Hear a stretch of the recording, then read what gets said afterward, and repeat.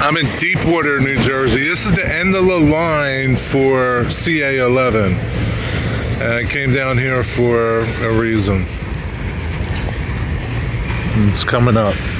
So this train will assemble here and head north and then work Gibbstown.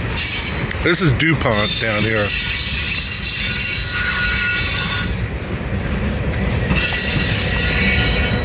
And this is why. That's why.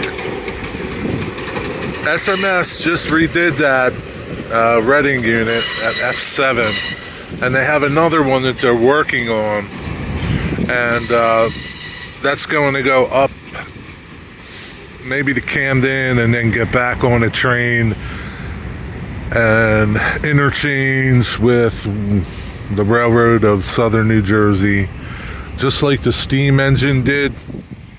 And then it'll go down on that to meet SMS for Woodstown. So this came out of SMS at Pure Land, where their shops are, and they do work.